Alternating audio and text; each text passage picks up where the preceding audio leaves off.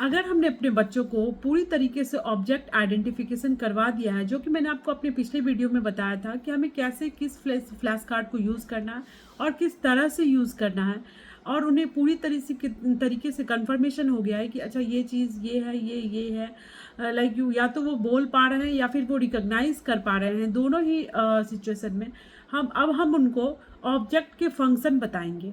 ठीक है, कि कौन से ऑब्जेक्ट का क्या काम होता है। किसी भी तरह आपको उनकी स्पीच बढ़ाने के लिए मैं हमेशा बोलती हूँ कि उनके अंडरस्टैंडिंग पे, उनके कॉग्निटिव स्किल्स पे काम करने की बहुत ज़्यादा ज़रूरत है।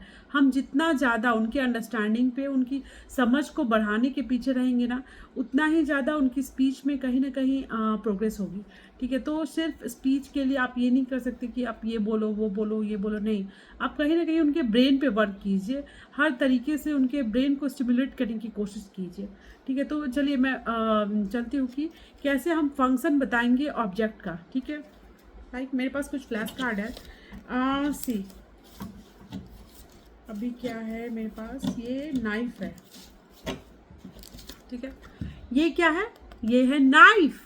नाइफ से हम क्या करते हैं, नाइफ से हम फ्रूट कट करते हैं, वेजिटेबल कट करते हैं। ठीक है, तो बच्चा समझ गया है कि ये नाइफ है, और वो इसको कई बार किचन में उसने देखा भी है, बट हमें उसे अच्छी तरीके से इसके बारे में बताना है कि हम इससे करते क्या है। ठीक है, तो आपको मतलब 2 बार 4 बार आप इसको रिपीट मारो, आप उसको बताओ कि नाइफ से हम क्या करते हैं। नाइफ से हम वेजिटेबल कट करते हैं, फ्रूट कट करते हैं, फिर वो बच्चा खाता है फ्रूट। आप उसके बाद जब भी आप वेजिटेबल कट करने लगो, फ्रूट कट करने लगो, तो उसको दिखाने की कोशिश करो। ठीक है, उसको थोड़ा लाइक रियल थिंग से वो कोरिलेट करेगा कि अच्छा अच्छा ये सही चीज़ है, मतलब यही वही चीज़ है जो मुझे बताई जा रही थी।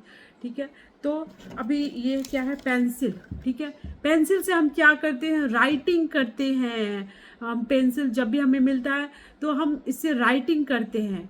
आप उसको बहुत सारे फोटोज़ दिखा सकते हैं, नॉर्मली आपको गूगल पे भी मिल जाएंगे। बच्चे को पेंसिल से लिखते हुए लाइक, या इमेज दिखाइए या फिर वीडियो दिखाइए जहाँ बच्चे पेंसिल से लिख रहे हैं, सो दैट कि उनके दिमाग में ये सेट हो जाए कि पेंसिल से सिर्फ हम लिख सकते हैं, इसको हमें अपने माउथ के अंदर नहीं डालना है, इससे किसी को मारना नहीं है, इससे कुछ और चीज़ें नहीं करनी है। ठीक है, तो इसलिए भी उनको फंक्शन बताना बहुत ही इंपॉर्टेंट होता है, क्योंकि वो उसका मिसयूज़ ना करें किसी भी चीज़ का। अभी ये क्या है, बॉल। ठीक है, ये बॉल से हम क्या करते हैं, बॉल से हम खेलते हैं। बॉल से विहान खेलता है, इसको बाहर लेके जाता है, कैच एंड थ्रो खेलता है बॉल से, बहुत सारी गेम खेलता है बॉल से। ठीक है, तो ये क्या है, ये है बॉल, और ये किस कलर का है, ये रेड कलर का है। रेड बॉल किसका है, विहान का है, और वो इससे खेलता है बॉल से। ठीक है, ये क्या है, कॉम्ब। ओके, कॉम से हम क्या करते हैं, कॉम से हम क्या करते हैं, कॉम से हम कॉम्बिंग करते हैं। आप रियल कॉम भी साथ में रखें और उसको करके दिखाएं कि हम कॉम से करते क्या है। ठीक है, तो ये लाइक आपको थोड़ा उस पर जोर देना है, उसको प्रेशर देना है, उसको हर तरीके से ना समझाने की कोशिश करनी है बच्चों को कि इसका यूज़ क्या है, और साथ ही साथ आप इसका रियल में भी यूज़ करके उनको दिखाएंगे। इसलिए भी ये चीज़ ज़रूरी है कि आप अपने घर की चीज़ों को लें, सो दैट कि आपको भी इजी रहेगा और उनको भी समझने में ये चीज़ें इजी रहेंगी कि इन चीज़ों के क्या फंक्शन है। अगर टेबल है तो टेबल पे हम क्या करते हैं, हम पढ़ रहे हैं टेबल पे, हम टेबल पे लिखते हैं, डाइनिंग टेबल पे खाना खाते हैं, और जब वो चीज़ करने लगे उस टाइम भी आप उनको रिमाइंड करने की कोशिश करो कि ये तो टेबल है, टेबल पे तो विहान तो पढ़ाई कर रहा है या फिर विहान तो खाना खा रहा है, इस तरीके से। ठीक है, तो आप इसी तरीके से उनको हर ऑब्जेक्ट के फंक्शन बताइए। ये क्या है, स्पून। स्पून से हम क्या करते हैं, खाना खाते हैं। स्पून से क्या करते हैं, हम खाना खाते हैं। इस तरीके से अगर आप उनके साथ लाइक 15 डेज 30 डेज कंटिन्यू आपको एवरी डे विदाउट मिसिंग उनको ये चीज़ें दिखानी है, और उनको इसके फंक्शंस बताने हैं, और उनको रियलिटी में करके दिखाना है।